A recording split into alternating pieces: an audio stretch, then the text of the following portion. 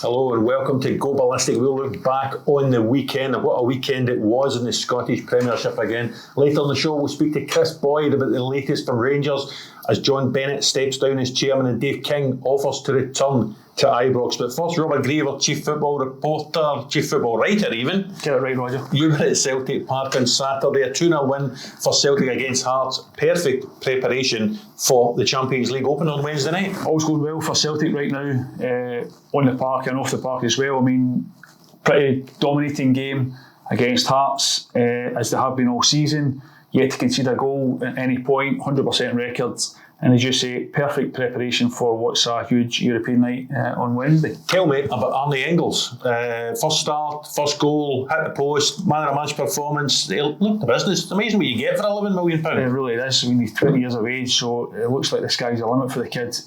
He looks a class act, in all fairness, Roger. I thought he was good when he came on in the Old Firm game. He made an impact. He looked as if he wasn't overawed by that.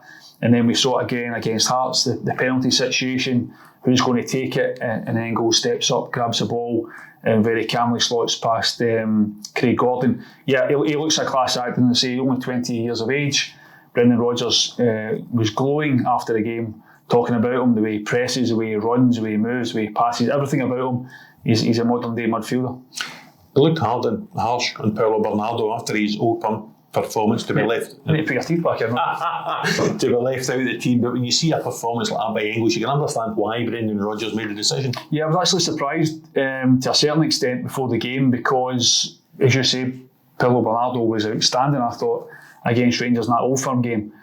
So to a certain extent, I was quite surprised that he made the change, but maybe with the European game in mind, and maybe the fact that Engels has just signed, he's looking to kind of bed him into the team and give him that first opportunity. So yeah, it was a big decision to make, and it will be really interesting now to see how it develops for the European game on Wednesday. Because if you're Arne Engels, you'll feel you've really put yourself in a position to start that game against Slovan Bratislava. You touched on the shutout record. I think it's the best start defensively since 1906. Since you were a boy? Since I was a boy. I remember the games well. And this defence is almost as good as that defence. But, I mean, Kasper Schmeichel, he's had such I'm not going to say an easy start, but you look at the way that back four's playing just now, they look comfortable. Yeah, we're speaking to Liam Scales after the game, and he was talking very much about how the defence know about the record, they're very protective of the record, and they're looking to see if they can put a run of results down that makes that record stand for a good number of years. But you're right, I don't think actually Kasper Schmeichel has had a whole lot to do since coming into the team. It's not like he's making a string of saves. He had a couple of saves to make from Lawrence Shankland at the weekend. But yeah, he's not been overly tested. We've not really seen the best of him yet. But yeah, defensively, Cameron Carter-Vickers I thought was pretty outstanding against Hearts, albeit up against a limited attack. But yeah, Carter-Vickers and Liam Scales have got a really good solid understanding right now. You mentioned Scales, he probably had a better save than Schmeichel at the weekend. Talk us through the two penalty flashpoints. Liam Scales, no penalty. James Penrice at the same end in the second half, penalty. What was your view of them? Well, my view at the time was quite difficult because it was on the kind of far end of the pitch. Watching them back, I must admit I've got a certain degree of sympathy for Stephen Naismith, who thinks if you don't give one, you don't give the other. For Liam Scales and his defence, it was very close. The header that came and kind of struck him, it definitely struck him in the arm. But I think the same can be said almost for Penrice. I think I had a degree of sympathy for him. So I don't know. It was a hard one to call in this day and age. It's very difficult, isn't it, to know what the right and wrongs are with handball decisions. But maybe we'll hear from Willie Collum in the course of the next few weeks to get to the bottom of that. Back to the Champions League, you're going to Celtic Park Wednesday night. When you look at that new look Champions League draw, it does look as if it's there for Celtic. Liam Scales talking about ambition to get to the last 16. Is that attainable for Celtic the way they're playing at the minute? I think it has to be, and I think it's going to come down to the home games. The Celtic have been dire in the Champions League in the last few years. Let's not get away from it. Absolutely nowhere near good enough. And the reason we're talking about Arne Engels, the reason why Celtic are signing those kind of players at that kind of money isn't to beat Hearts on a Saturday. It's to have an impact in the Champions League. And I think it's going to come down to the home games. It's very hard to work out how many points are going to be required to get a team through to the next stage. But consensus seems to be 9, 10 points. win your home games. If Celtic can go off to a good start against Slovan Bratislava, put down get that going, get that monkey off the back to a certain extent, because they haven't won a home game, group game in the Champions League since forever. I think that could give them the foundation to build and really kick on. But as I say, I think it's going to come down to the home games. If Celtic can win their home games and at least be competitive in those games, then they maybe pick up a point on the road somewhere, and that hopefully should get them through. Well, that's great. Thanks very much. Well, we can now welcome Sun Sports' Kris Boyd to Go Ballistic. Boyd, good morning. Another busy weekend, especially for Rangers. Even before a ball was kicked, the bombshell news that Chairman John Bennett is standing down for health reasons. Obviously, we wish him well. John Gilligan back at the club on a temporary basis. And this morning now, former Chairman Dave King talking about a potential return to the chair at Ibrox and what he describes as a 2-year job. Yeah, well, as I say, there's quite a lot to process there for me, Roger, to be honest. I mean, I think that obviously John Gilligan came back right now and going to be acting chairman. Listen, I said it yesterday at the top of the show in the game. Somebody needs to get a grip of the football club, the structure right through from the top to bottom. You know, Dave King said it's a 2-year project or a 2-year plan, whatever that is. But you know, I don't think you can look at that either. For me, I think Rangers have got to find investment and start to build back to what it was. You can't keep jumping from, you know, I think in Dave King's words, looking for investors to continuously put in X amount of money every time that you know the funds get low. There needs to be a proper structure in place that allows the football club to flourish off the park, and if you do that, it'll do okay on the pitch. As I said, I think there's been so much hindrance and everything that's came along with it recent times, and you know, I just feel as if somebody or a group, whatever it may be, needs to get a grip of the football club from top to bottom and allow it to go and flip. Because you're looking at it, Roger, Rangers Football Club means so much to so many people. You know, you look at the impact that it has, and it's the exact same as Celtic. You know, they're two massive. You know, people speak about football clubs, but both of them they're more than football clubs. They mean so much to so many people. And you just feel as if right now somebody, or as I said, an organisation, a group, whatever it may be, needs to get a grip of Rangers and get it you know, functioning properly. You use the word structure there, Kris. The club's now looking for a permanent chairman, still looking for a chief executive after Jim Gillespie pulled away from that race.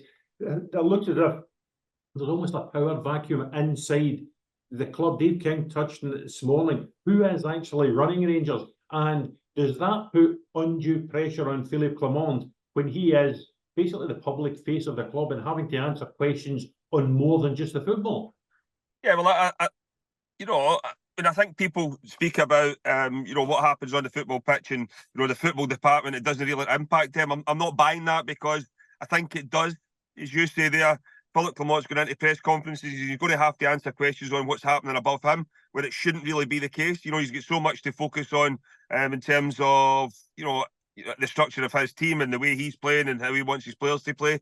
The last thing he needs is distraction on, you know, off-field matters, shall we say. I think that, you know, looking at it, James Bisgrove obviously left his role as the CEO. Jim Gillespie was the one that was, you know, by all accounts in the door, and then for whatever reason he's decided that he's not taking up that role. And then you've got the chairman stepping down as well. There just seems to be so much going on at Rangers right now that, you know, when on the pitch needs so much love and attention, basically, I think the whole focus should be on it. There seems to be distractions, you know, possibly every corner you turn at Ibrox right now, whether it's, you know, the stadium. Obviously that will come to an end this weekend when Rangers are back home finally. But there just seems to be distractions everywhere you turn right now, and it can't be good. It can't be good. As I said, it's an environment where you need everything to be functioning properly. I understand that in big organisations that is not the case all the time. There is bumps in the road, but as I said, this period of time for Rangers, it just seems to be constant negativity, and a lot of it is coming from, a lot of it's self-inflicted, as I said there, with the stadium, and there was a lot of negativity around that. But as you say, in terms of that structure, There's the CEO is a vacant position right now that needs addressed. It's arguably one of the most important positions at any organisation. And then you look at everything else that's going on, in terms of a board that, I feel sorry for them in a way, because, Roger, if you've put in the amount of money that, the Rangers board has, they've grew up Rangers fans, they know exactly what it takes, to get Rangers to the level that they want to get, and there is no doubt that the money they've put in, they would have thought that would have been the case. But I do feel sorry for the guys at boardroom level, John Bennett as well, the Parks. There's others in the background there as well, George Latham. There's other people there who have put in a hell of a lot of their own money. They don't deserve the criticism, but what comes with the territory is more or less what comes with the territory. That's where we're at, isn't it? Investors all been Rangers fans. You've got Bill Leckie in the Scottish Sun this morning saying the appointment of the chief executive, perhaps even the appointment of the chairman, they shouldn't be guys with a Rangers background. They need to be objective almost in what they do, coming at it with a clear thought process. But Dave King says the chairman and the chief executive should be people with a Rangers affinity, who know the club, who know all about the ins and outs of Rangers. But where do you sit on that, Kris? I sit in both camps, to be honest, and that's not me sitting on the fence. For me, Roger, get the best person for the job. Whether he's a Rangers man or he's not a Rangers man, get the best person for the job. As I said, I think there's been so much air of negativity, even within Ibrox, regarding some positions that have been filled over the past period of time. That you only need to go back a few months ago. There was somebody started and then sacked or removed for the role after looking below the bonnet basically and seeing other things that had been on in the person's life beforehand. That's not the way that a proper organisation is run. You do your due diligence on people before you go and get it. And as I said, for me, get the best person for the job. Rangers Football Club is it's a worldwide organisation that people know. The pressures that comes with it, but it will be attractive for somebody out there. If you go looking for people to come in and take the role of the chief exec and move the club forward, somebody out there will think to themselves, I'm the man to turn this around for Rangers, or the women, whoever it may be. I'm the person that can turn this around for Rangers. So there will be people out there, but I think, it has to be, I don't think you can go in with the mindset of we need a Rangers man or we don't need a Rangers man. I think the best thing is find the best person for the job. Talk about big jobs in Scottish football. One of the biggest jobs, of course, head of referees at the SFA. I noticed you were having a love-in with Willie Collum last week, all your David Beckham stories from the past, Kris, but was it a difficult weekend for Willie and his referees? It was a very difficult weekend, but can you believe that your Clyde colleague, Gordon Duncan, was with him more times last week than what he was with his own wife? It's unbelievable. Every time you turned on a bit of social media, opened a newspaper, there he is, Gordon and Willie next to each other. Unbelievable last week. But I think it was a very difficult weekend for referees. Are they? And it's just a question. Are they becoming over reliant on VAR? I think they are. You look at, there was 33 yellow cards in the Scottish top flight and 2 red cards. Roger, we're still speaking about the incidents that weren't addressed at the weekend. I think Sean Rooney, we touched on it yesterday, how he got away with the first one, never mind the second one. It's a red card all day long. Obviously, there should have been a second yellow before that for St Mirren. This doesn't help Derek McInnes going forward. Because there's a good chance today, that Sean Rooney could be suspended for games against, the opposition going forward as such. But that still allows, that doesn't help Kilmarnock.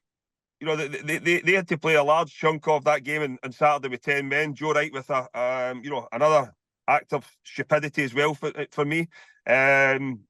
You look at the St Johnstone and the Dundee United tackles. As I said, I don't think the St Johnstone boy touched him, and the Dundee United boy came right over the top of him and caught the Rangers player in the foot.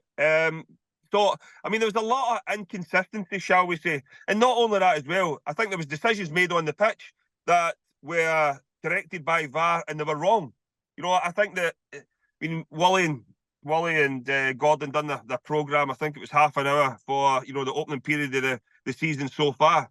They might need to do another one this weekend, and it could be half an hour at least on just this weekend's, you know, performances from the referees. But it can only get better, shall we say. Fingers crossed it does. Thank you as ever. We'll let you go now. We'll speak to you soon. Cheers. Thanks very much for watching Go Ballistic. Remember, you can see all of our output on the Scottish Sun Sport YouTube channel. Remember to subscribe. We will be back on Friday looking ahead to our Premier Sports Cup and Premiership weekend. And of course, don't forget to watch the Coffee Club in midweek with Robert Grieve and guests.